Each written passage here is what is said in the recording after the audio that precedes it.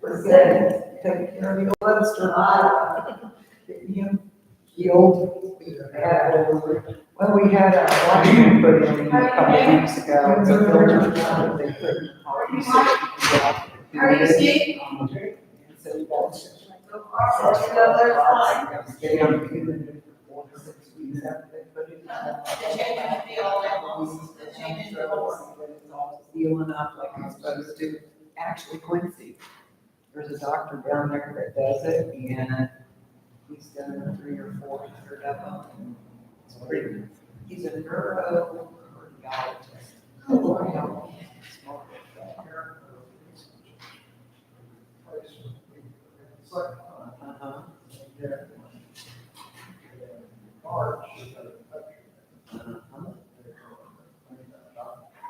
She started on my back 2 weeks ago.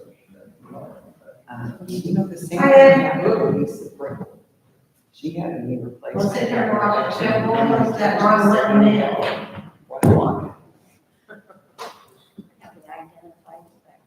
So is there a way to put them on? So Lisa said, I guess I'll put it over.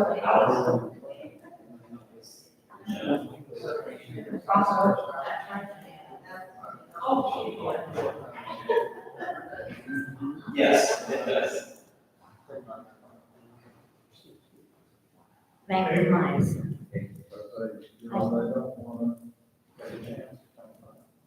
In case you're wondering, right? My ex-husband.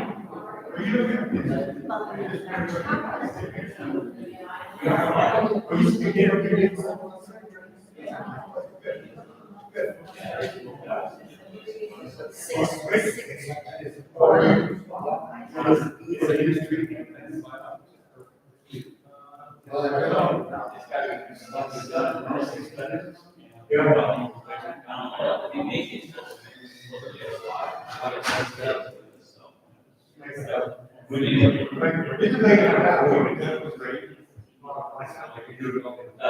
have to understand the living room.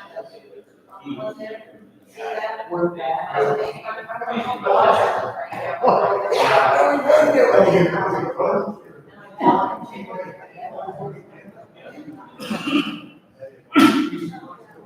And I asked, John and Jason, what was Yes. We've had all 3 kids have to start over, so it's. Yeah. That's right. Yeah, barely, but we did.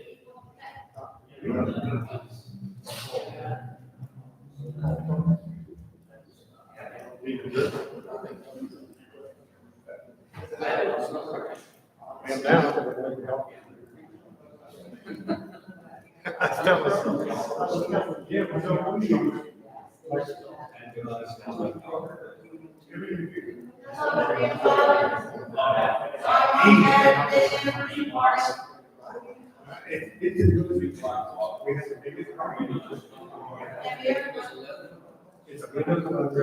They're all the same.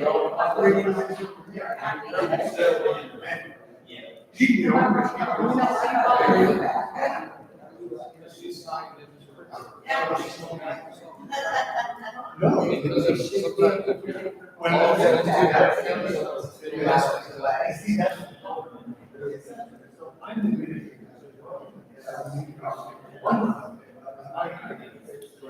and so when they open up, she has a personal account.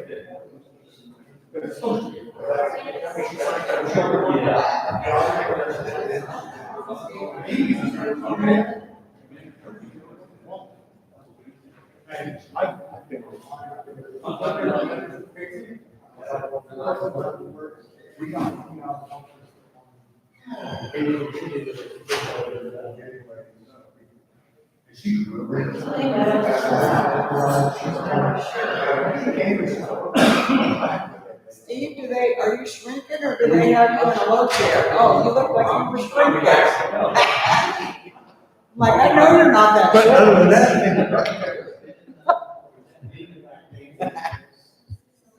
Like some conversation after, but again, I asked, I sent him chicken eggs.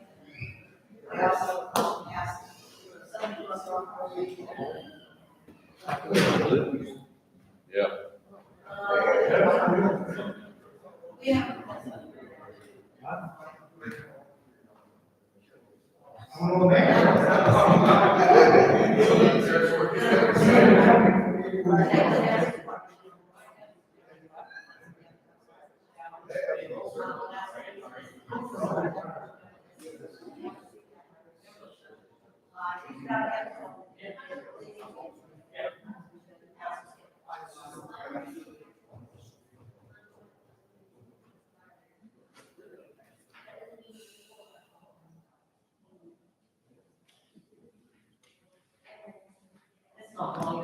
How you doing?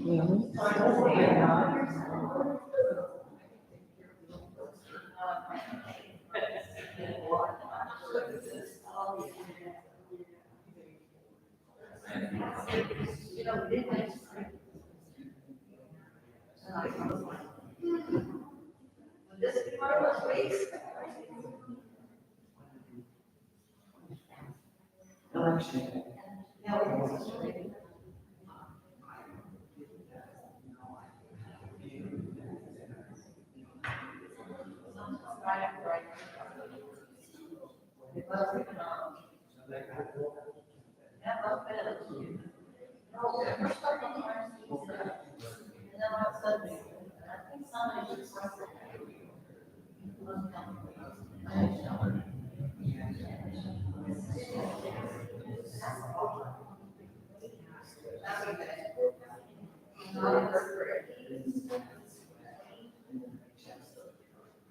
Challenge my seventh grader, a book challenge.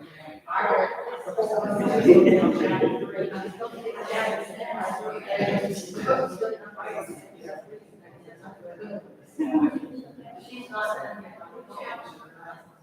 I said to her, next time the mom asks me, I challenge herself.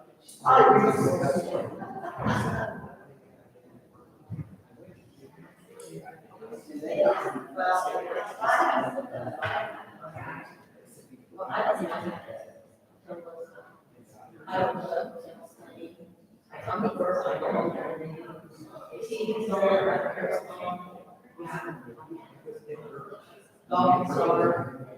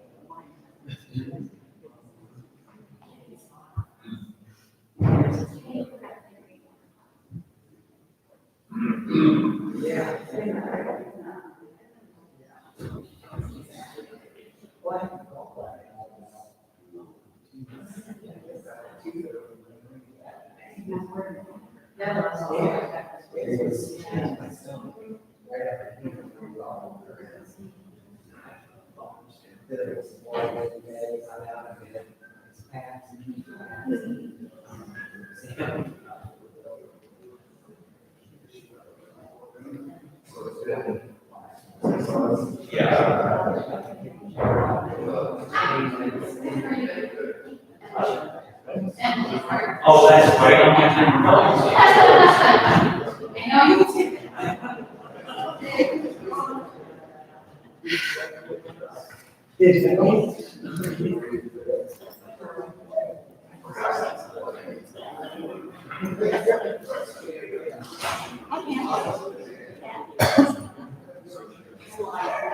Oh, amazing. I don't even have to like,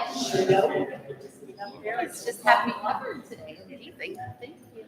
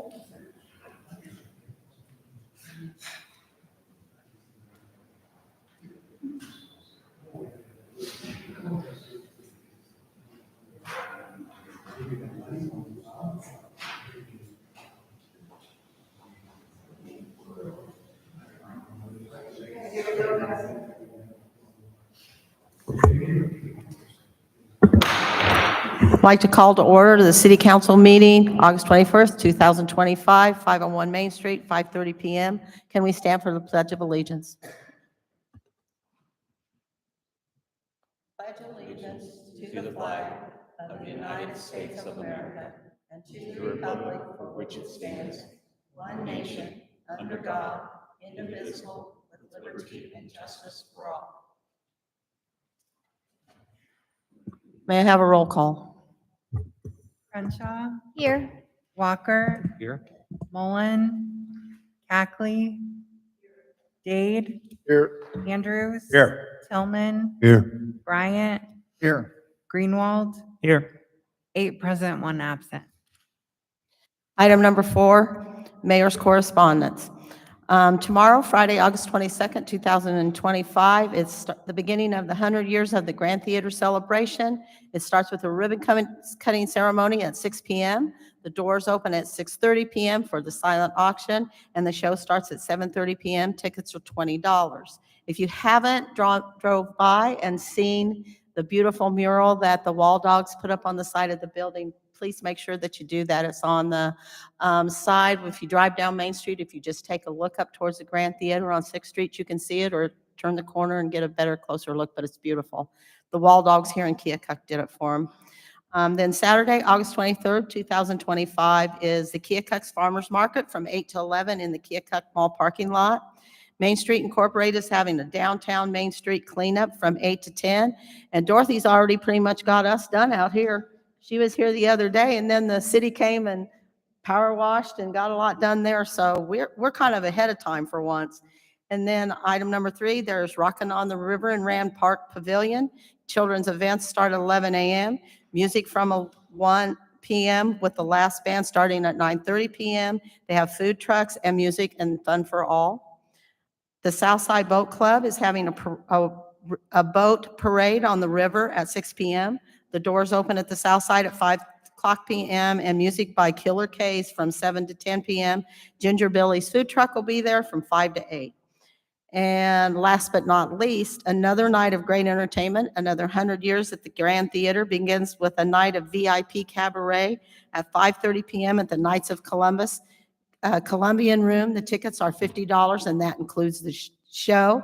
And the doors open again at 6:30 with a silent auction, and the show is 7:30.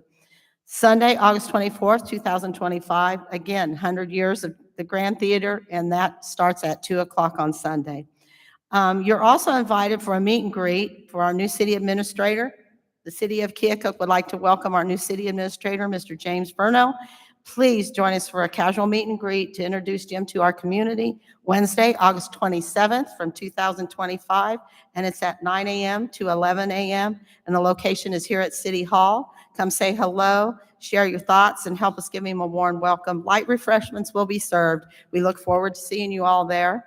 Then we also we need members on the following city boards and commissions. We need Board of Adjustment, City Planning, Tourism, Historic Preservation, and the Rand Park Pavilion.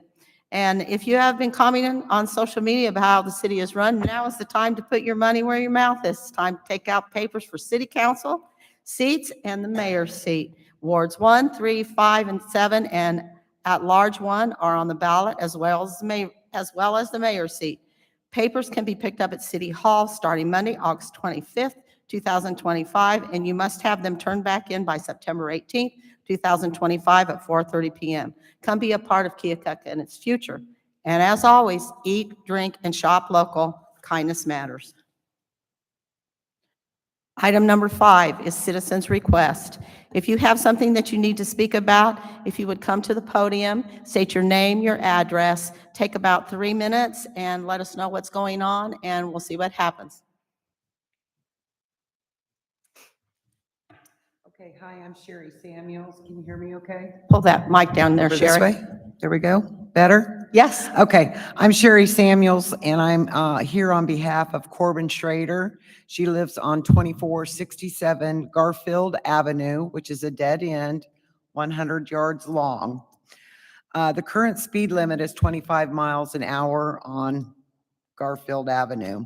Corbin is requesting a speed sign reduction to 10 mile per hour and a slow child at play sign as well. There are other children, elderly, and recently REM has bought a home at the end of the street that has 4 residents that live there. So there is constant care 24 hours a day that are buzzing down the street as well. And she has gotten a hold of the city police and made a request to try to get something done as well, but she's doing this route. So, and there's constant traffic down the street, people turning around in her driveway. Electric utility company had turned into her drive as well. She has 2 driveways. They backed into her garage and her garage door had to be replaced. So there's a lot of just action going on in 100 yards. UPS flies down there dropping off packages as well. And I don't know if any of you have ever driven down that street, but when you turn down it to go 100 yards at 25 mile an hour, you're going lickety split to go 100 yards. I turned into her driveway today and I was going 6 mile an hour. So just a comparison there.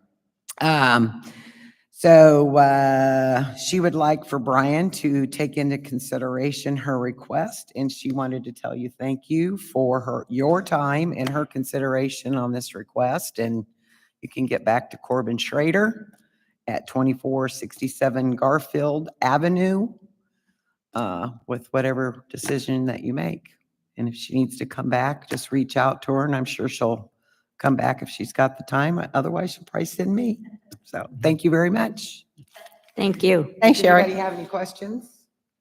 No? Okay, thank you.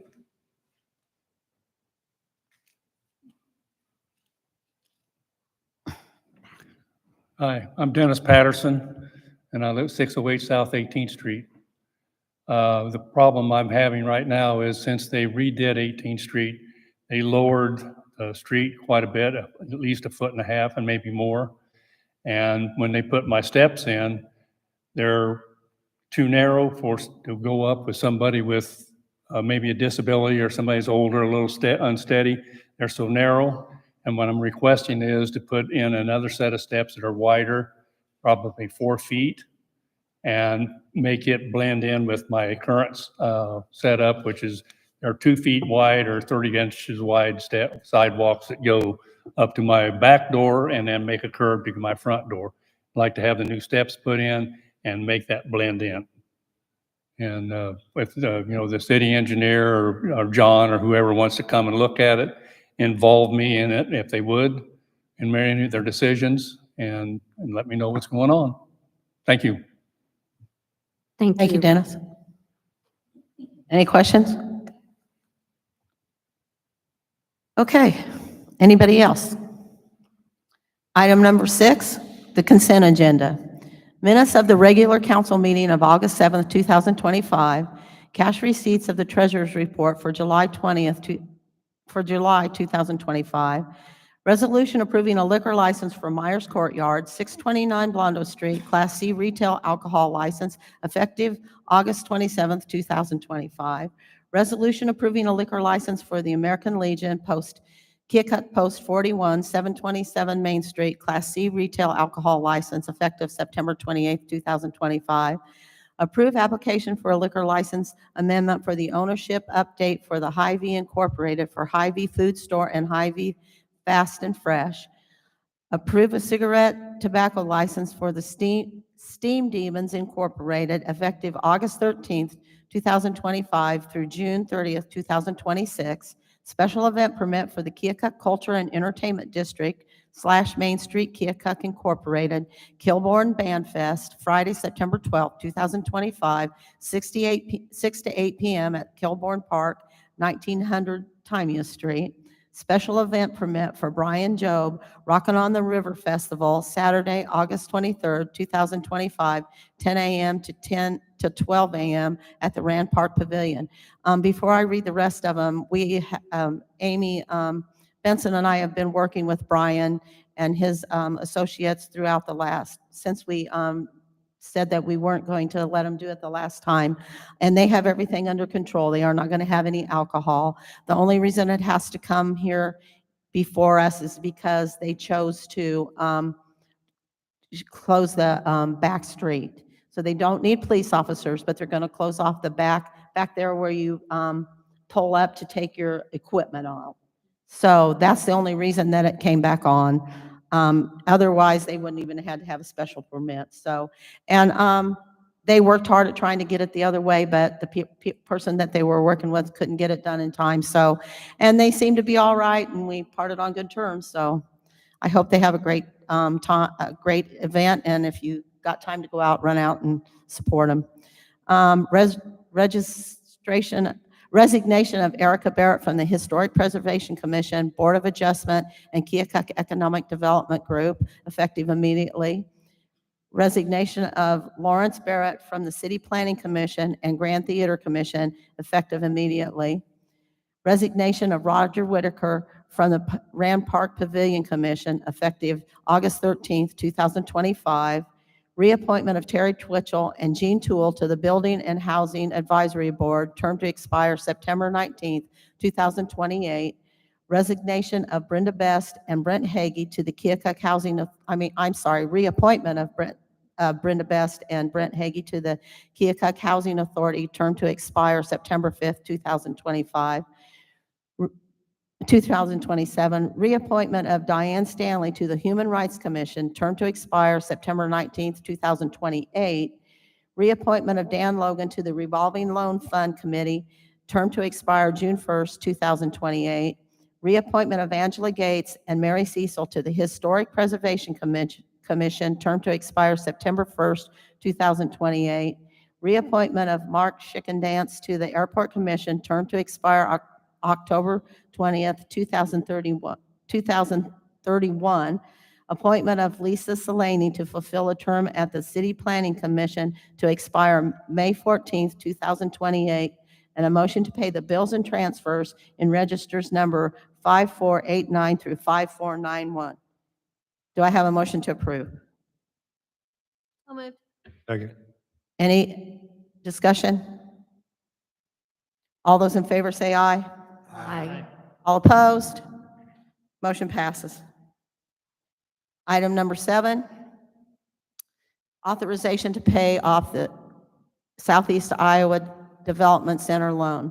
Background: city staff initially proposed that the city take over the current principal loan balance from Keokuk Economic Development Corporation, KEDC, and dissolve the existing memorandum of understanding between the city and KEDC for the Southeast Iowa Development Center. Under that plan, the city would assume the loan and receive 100%, which was $120,000 per year of the rental income. Staff met twice with the Finance Committee, which agreed to the loan assumption.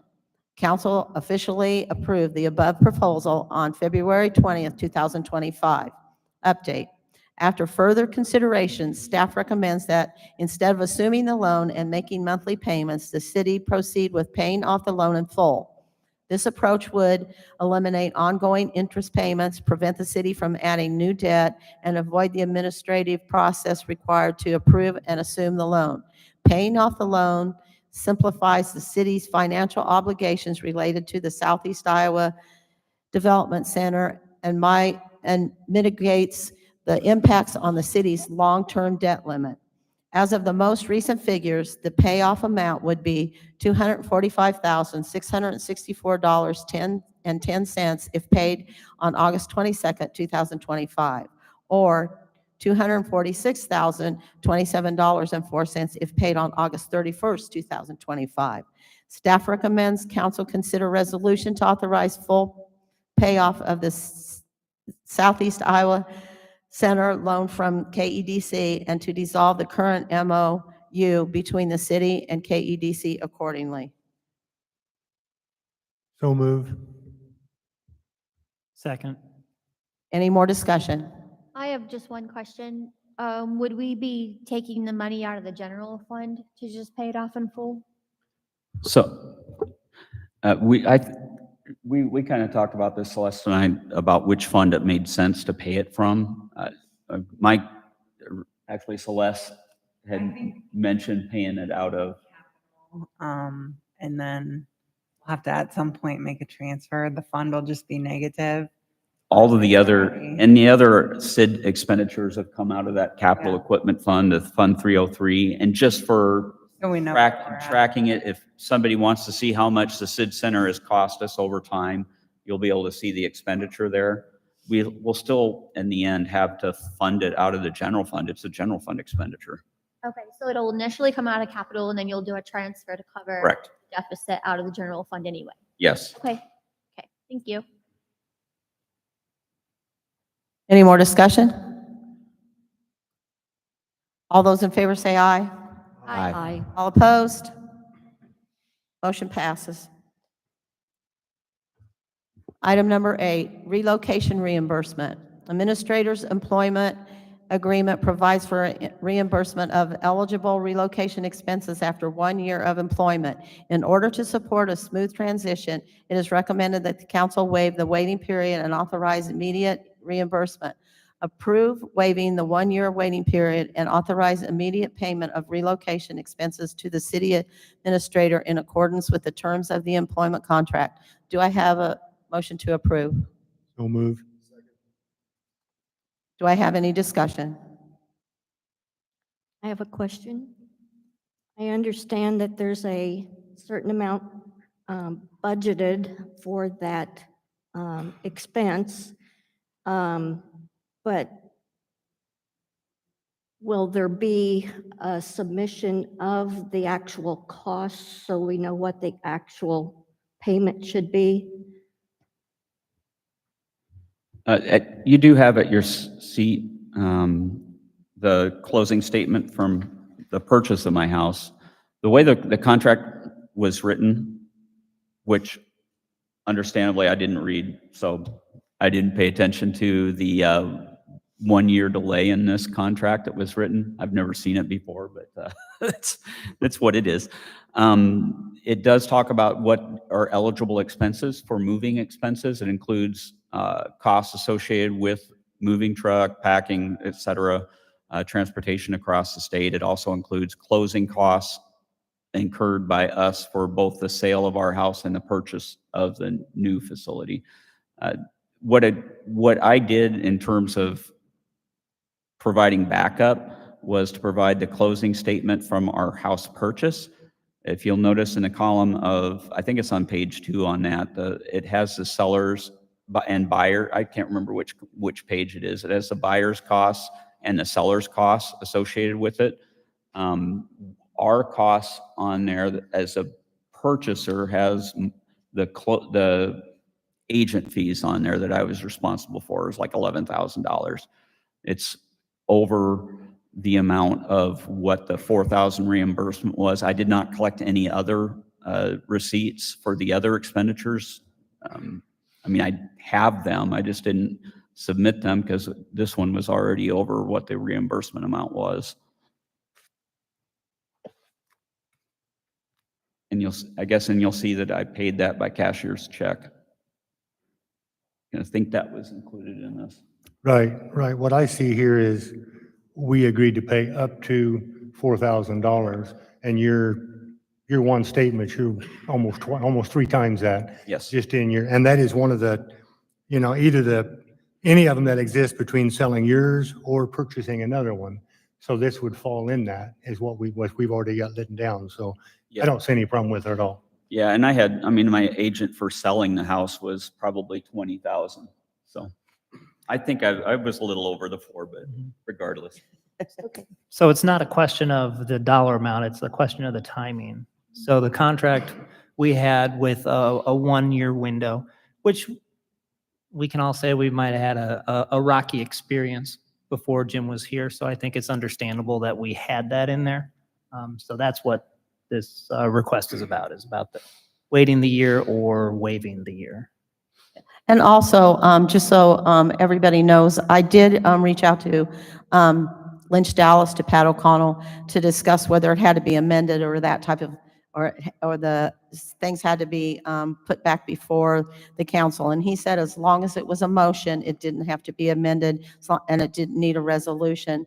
And he was in agreement with myself that that was in there because we've had some rocky times, and I guess like Mike's saying, sometimes the question isn't whether it's the amount, it's the 1-year waiting period. But again, I did reach out to Lynch Dallas, and he did say that we did not have to do a resolution, we just needed to do a motion. And this is my fault. I mean, Pat, when he drew the contract up, neither the mayor nor myself, as we were talking about it, said a year, that there was a year wait, but he used the base contract that you would use from the previous hire process, and you had a year with Emmanuel. And that's what he carried forward and used as the basis. Neither the mayor nor I noticed that he had done that, and it is what you approved, and if you want to wait the year, that's certainly fine. I would prefer to have it now. I've already expensed it, but I also understand it is what I agreed to, so that's just your decision. Well, I just didn't read the rest of the sentence involving all those other fees on there. So I'm just as guilty. Thank you. So given this paperwork, I am on the same page as the amount now because I was confused on it being the flat 4,000 when the contract said up to that amount. So I was looking for receipts on the travel expenses being reimbursed. But for me, in the contract, it also has a clause in there that the council will do a 90-day review once you accepted the full-time city administrator job. So we haven't done that yet. So I would prefer to revisit this 1-year waiving after we do the review. I don't feel comfortable doing it now when we haven't really had a lot of time with you as the full-time person or done the review. So that's my opinion.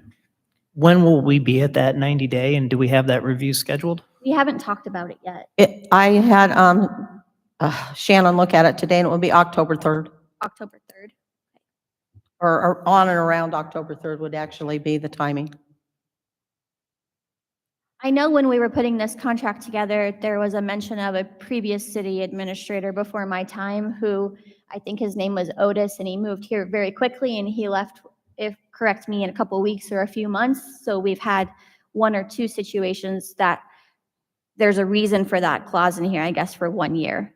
So I might be overcautious, but I think that we have a reason for putting it in there. So do we have any more discussion?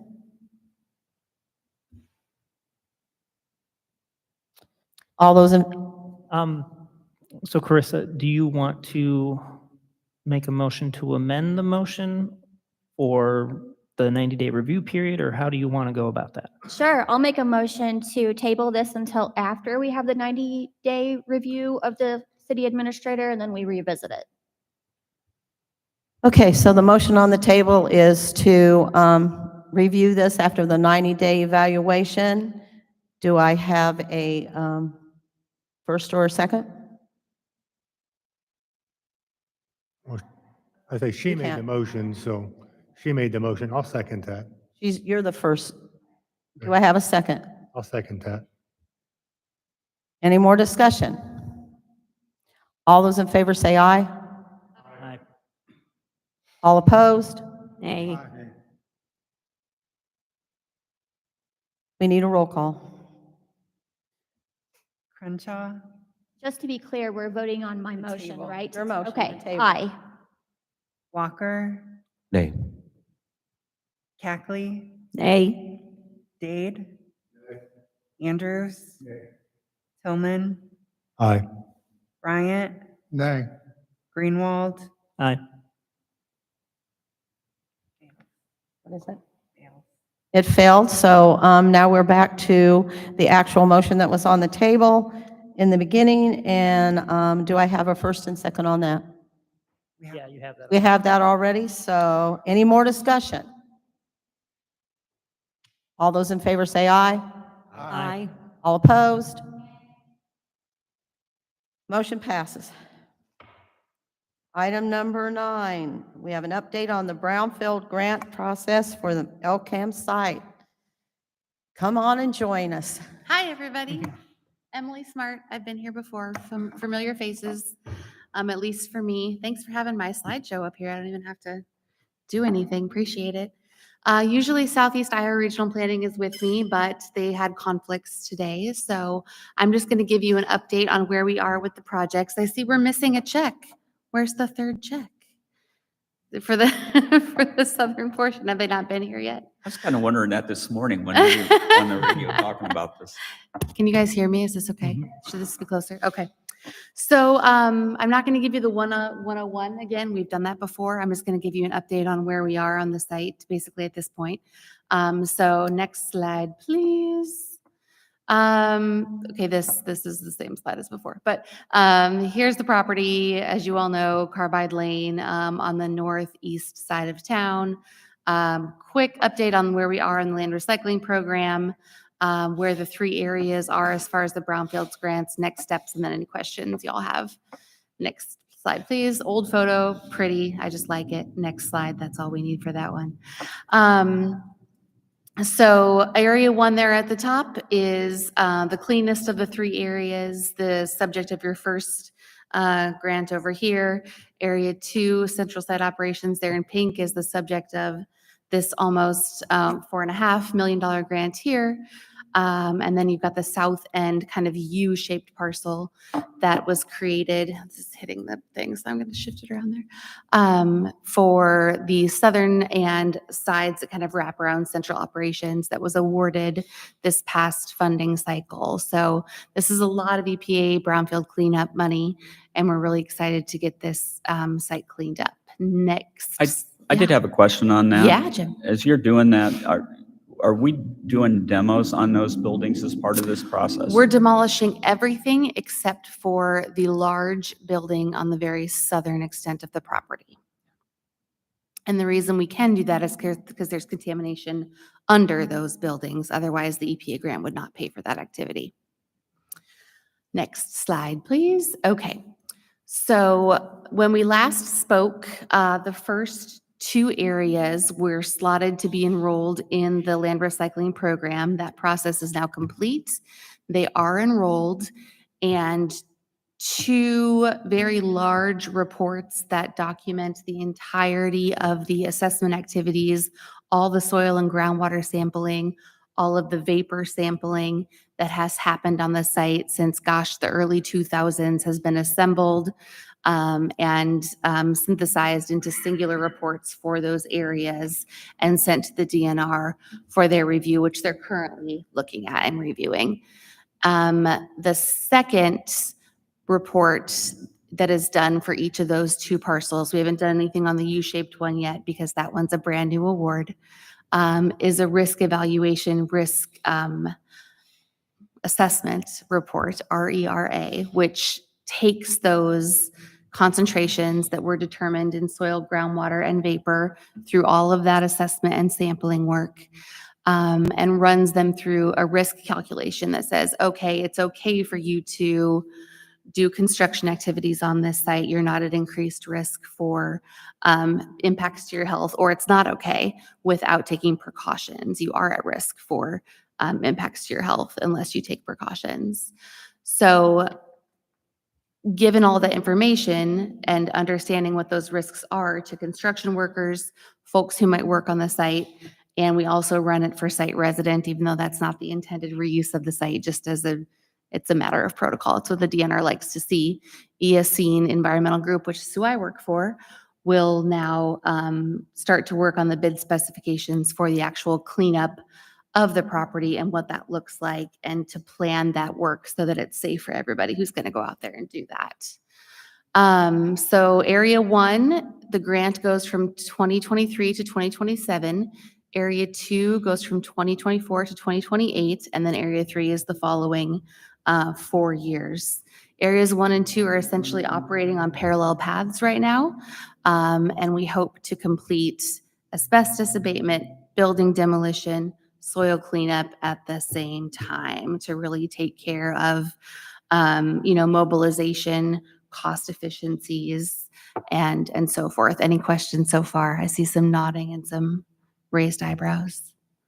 Okay. And it'll still be complicated because you're going to have to do those as separate bid documents. They're going to have to be separate bid documents, yes. But it can all be bid on essentially, during like same pre-bid walkthrough, et cetera, and same schedule. So yes, that's correct.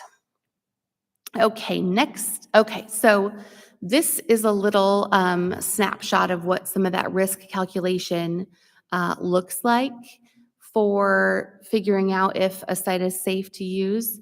And so this is Plat 1, that northern area, and this is some of the work that's been going on here in the meantime that the DNR is currently reviewing.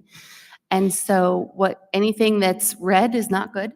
Anything that's green is okay. So you can see that this is the site as it sits today, this area of the site. Anything over 1 is an unacceptable risk. And cancer risk is not broken into subcategories at all. Anything that's not cancer risk affects to your heart, to your kidneys, to your skin, they have a vague other category, developmental, gastrointestinal. Those are all broken out for non-cancer risks for how the contaminants that exist on a property affect the different systems in your body. And that's all kind of black box calculation that the Iowa Department of Natural Resources does with the health department. And there's a bunch of formulas that go into that. But our work is to input what we know about the site, and then those formulas happen when you do the calculator online, and it spits out this number that says, okay, you're good to live there, you're not good to live there. You're good to work there, you're not good to work there. And so as we can see, as it sits right now, the numbers are all red and over 1. It is not safe to live on. As we can see, for the site worker category, it is not safe to work on at present. And it is not safe for the construction workers to be out there without proper personal protective equipment, right? And so knowing this is very important because we will write in the bid specifications the appropriate personal protective equipment that the construction workers need to have out there, whether it's respirators, gloves, boot covers, good personal hygiene stuff, don't smoke on site, stuff like that, where you can have ingestion of dust or dermal exposure to dust that's going to be an issue potentially for construction workers. Questions on that?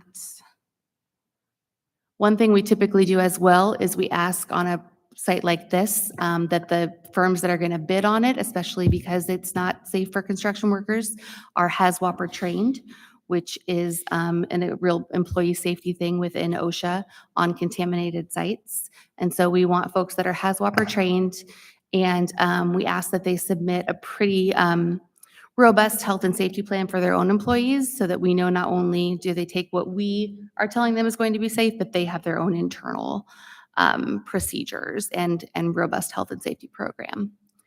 So any questions on that? Super duper. Okay. Area 2, I mentioned that Area 1 was cleaner than Area 2. You can see Area 2, the numbers are in the double digits of the red. And so this is definitely the dirtiest part of the site. Not surprising. It's in the center where central operations were, most of the activity, most of the unloading, loading of coal, storage of that pet coke that was across the site and used for fueling it. So just again, a demonstration of what the site is like today. And when we come back to you after this is cleaned up, everything will be green from the resident side over, right? We rerun this calculation after the cleanup is complete and show that, okay, it's safe to work on the site. It's safe for construction work to happen on the site. It is not our aim to make it safe for site residents because that is not the intended use of the property. Next slide. Area 3 is okay, this doesn't show all of it because it doesn't U upward, but as I mentioned, there are no plans to do anything with this building, that larger southern building. It's a very large, very well-built building. There's a lot of concrete out there. Maybe it can be reused, I don't know. In the future, no idea what the HVAC's like inside, but it was decided that getting the soil cleaned up around it was really the most important part. And anybody in industry who comes to use the site, hopefully at a later time, can potentially find a use for that building. The rest of them are falling down. That one's not. Yeah, so the next things that we're going to be doing are coming to you with probably a resolution for putting asbestos abatement, out to bid next month. And so look for that to be coming up on your agendas. We've got the specification about ready to come over to you guys to look at and give us comments on so that we can get that ready to go out to bid for areas 1 and areas 2. While that abatement is going on, we'll be writing the demolition specs for the buildings in areas 1 and area 2. And so that'll come to you all as well. In addition to doing the specifications for the soil removal for 1 and 2. Once that soil removal is done, we take a bunch more environmental samples so that we can rerun those calculations and get those tables to that green that we need them to be for the DNR to say, yes, we agree with your cleanup and it's safe for the workers at the site. And so you can hopefully get that site active again in some sort of industrial use there, taking advantage of the rail. So that is, I think, it. Kind of a quick and dirty update, but that's kind of where we are today. Do we have any questions? Go ahead, Pam. This really doesn't have to do with the actual site you're showing, but Sure. the closed landfill site to the east. So what's actually there that it's considered a landfill? So what's actually there is it was a subtitle D, which is the portion of CERCLA that regulates landfills. RCRA is subtitle C, which is what this generally falls under, but the landfill is subtitle D. And when that regulation was promulgated, a bunch of the unregulated landfills, right, were closed. And landfills were created as we know them modern day, with liners, with leachate collection systems, and with a lot more regulation around landfill gas, et cetera. And so what's over there now is a closed landfill that has carbide products in it. It was a monofill. So basically the waste that this site generated while it was operational, they went ahead and put in their own on-site landfill, which has now been closed under RCRA actually, because it was not under that solid waste federal action. So I know that we discussed this before as far as that site could be used if nothing was dug, for some uses. Yeah. But if the city wanted to clean that up, is that a possibility? Closed landfills, they like to leave closed. We actually approached the DNR at the beginning of this process about reopening it so that we could put the waste from this cleanup right there in this existing landfill rather than incurring all the cost of taking it off-site and having it disposed somewhere else. That was a non-starter. If you were to clean up what was in there, if they would even allow that, you'd have to take it to another landfill and have it disposed of at another landfill. So it would just be really expensive. Okay. Yeah. Thank you very much. Yeah, you bet. Yeah, so as we talked about it, you could use that for parking lot or something like that. You could use that for a spot where employees were coming in, loading, unloading, but they couldn't be there for like there every day, a Right. full workday. And I don't know how that determination is made of how long someone can be on site. Yeah, so it's funny because there are closed landfills all over the place that are used for recreation. Like if you think of Mount Trashmore in Cedar Rapids, that's kind of a famous one that people, there are trails on, recreational trails nowadays. And that's technically considered the most restrictive of the uses, which is site resident because you could have kids on it, et cetera. And so it ends up being a really site-specific discussion with the DNR solid waste section. But I do think that you would want to have discussions on a geotechnical level about that too, with an engineer and some analysis there. Certainly, if there was any idea of paving with gravel, you'd probably be a lot better off. But again, speaking as a non-engineer there.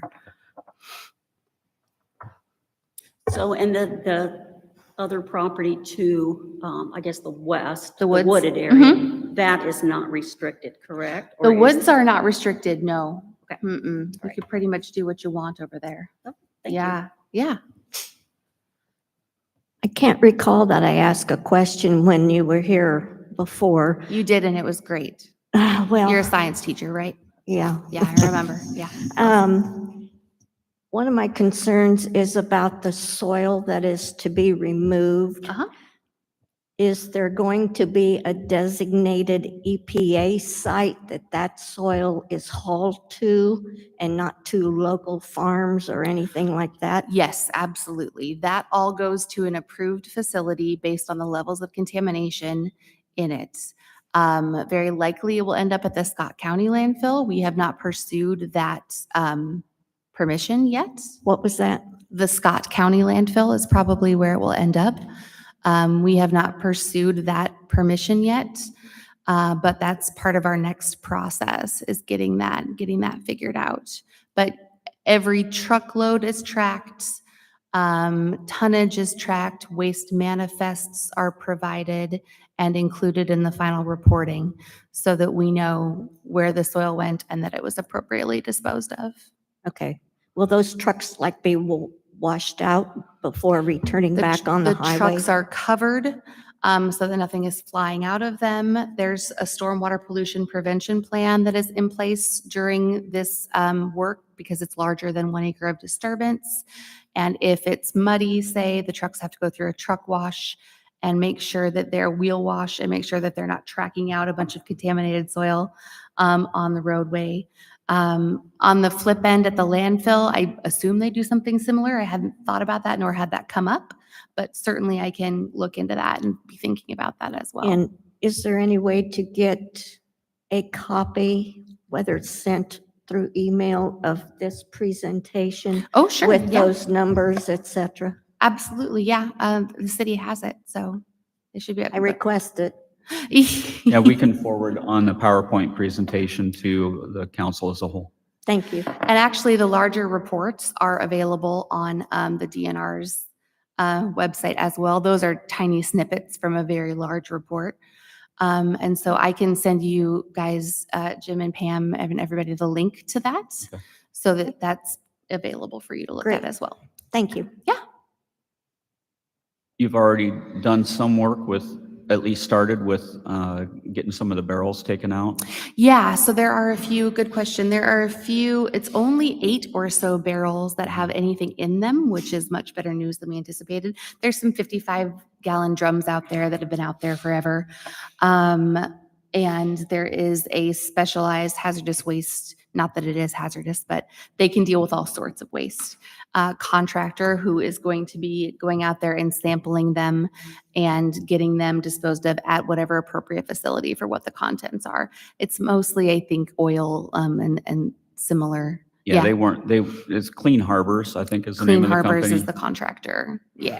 So And the that- city has a contract with Clean Harbors, and so it's a very We didn't have to clean- go through a competitive bid process on that. We went through the state of California's competitive bid process and used that. And the way government contracts are allowed to work, if you have if you might be able to explain And this is that a very better. specialized contractor too, where it's a Mhm. competitive bid process is not required for the EPA grant because it's such a specialized service. But, okay, so Mm-hmm. these state bids go out And if you buy something off of a state bid, you're able to use that as proof of having gone through a competitive bid process because they've already gone sure. through that competitive bid process. And then Yeah. it can be used for other contracts. So you can go out and it's kind of like going to Amazon. If you have that as you see a price out there for a vendor that works in this area and that competitive bid price is reasonable and a good price, you can go ahead and use that without going through a new bid process for just this small contract. Yep. So there's disposal going to be happening in the next, hopefully a couple weeks. Joey just got back to me and said he got pulled on some emergency stuff, but he's back on this job. So Jim went out there trekking around with the Clean Harbors guys one day. I might not have if I'd have seen those numbers in it. I assume it's been done, but I've had multiple previous employees from that facility contact me about the dangers of deep parts of the buildings that are covered, the openings are covered Sure. with metal sheets, if Sure. you would. Yeah. And their concern was for somebody that might be stumbling around in the dark, fall into one of those, and that would. Definitely. Yeah, that's something that we're always very cognizant of when we're walking around in these sites. And certainly Clean Harbors will be as well. From a liability standpoint from the city, I can understand why that's a big concern too, not to mention just people's general health and safety. That's why everyone has insurance, I guess. But we're very careful when we go walking around in these buildings, inside or outside. And we've been around long enough to know where not to step to and what looks suspect. But thank you for bringing that up. That's definitely a concern and something that everyone needs to be aware of as we continue to I would be work on remiss this. if I didn't say something. Yeah, definitely. Any more questions? We tend to follow the buddy system too on properties like this and go out together. So in case anybody does fall in a hole, there's a friend to call for help. Anything else, guys? Awesome. Thank you very much for Yeah, coming. you bet. Yeah. It's always exciting to know how things are going. Okay, item number 10, council liaison reports. Anybody? I have not been designated as a liaison to anything as far as I am aware of, but I am following closely a project that was to be completed this summer. Deals with the roof at the sewer/animal shelter building. I'm wondering if we're any closer to getting the issues resolved with that. And we're getting to a point where in the fall, we're about 3 months away from snowballs flying. And if I have pictures of some of the way things have been left by the contractor. And if everything needs to be resolved before we get to bad weather. And so do we have any So Dorothy, information? I have tried to be in contact with the contractor. I'm in the process of writing a letter. More or less, the roof is going to have to be taken off and redone. The material that was put on there was not sufficient, so it will need to be taken care of. We've spoke with our city attorney, and we're just following procedures through that right now. Okay. Thank you. I'll go real quick. The Road of Honor Committee has a small amount of money left over, which they made some, they are talking about a few things they can do for the American Legion and for the National Cemetery, and we will be letting you know what those things are. With the Road of Honor being done, we need to spend that money, and we're talking about some benches and helping the American Legion with their windows. They need all new windows. And the American Legion throughout the state of Iowa are the people that donated the money. So we're kind of looking at, and it will be spent either on the American Legion, or it will be spent on the National Cemetery or the Vietnam Veterans Memorial, but it will stay with what it was donated for. So, just so you know.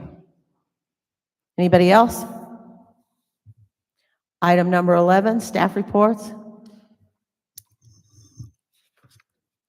So I believe it was last Wednesday, August 13th, we had a code revision committee meeting. There was some the discussion items were noise ordinance, food trucks, push carts, peddlers, solicitors, panhandling, and public nudity. Zeth and I are working on some ordinance changes or amendments to bring to the council, hopefully our next meeting, just for a workshop. So we'll go through those and get your blessing or changes that you may want to see with what we bring to you. And then we will get them amended. Okay. Seth? So we did have a finance committee meeting here a few weeks ago, and I can't even remember for the life of me what it was that we talked about. I know one of the things that we talked about was needing to try to adjust where our property tax levy is, try to bring that down. One of the items that I had talked about with that group was looking at the idea of doing a sewer rate ordinance increase here yet this fall. And we'll be having an additional meeting kind of talking through what that would look like. So for the council as a whole, after that goes through the finance committee process, if anything if we're bringing forward a recommendation, it will come forward to the council for action here over the next couple of meetings in the form of an ordinance. Do you all remember what we talked about other than that? I've talked about too many different topics. There was the tax increment financing.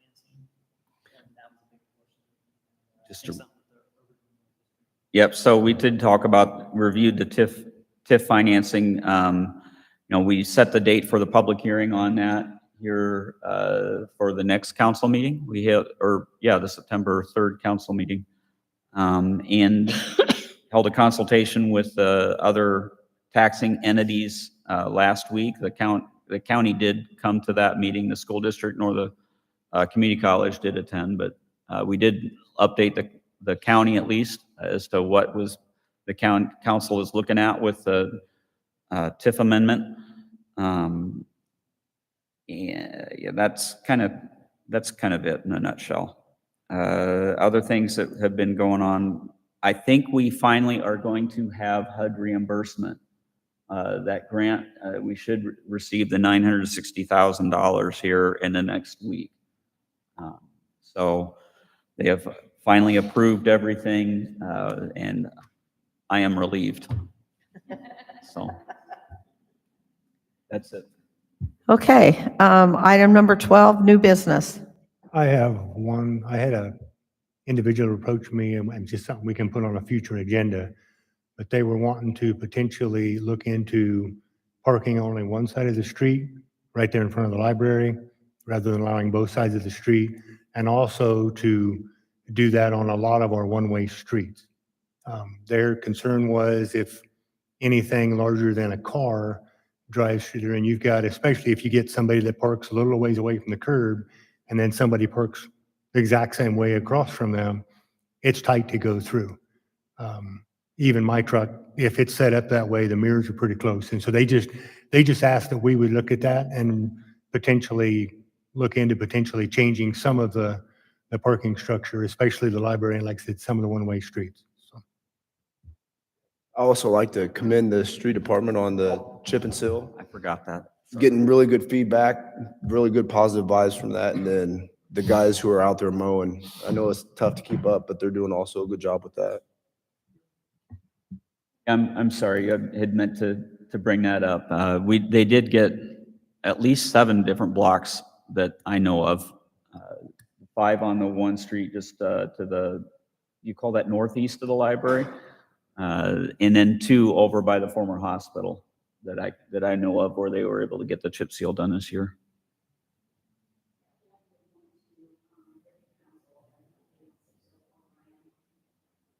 Peggy Jahani sent me house plans for that. She's hoping to get started this fall.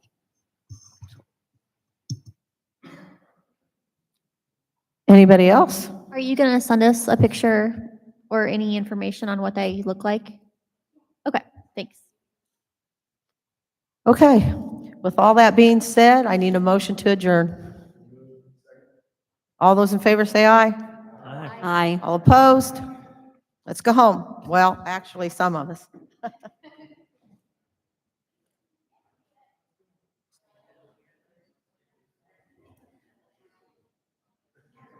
That's okay. Okay.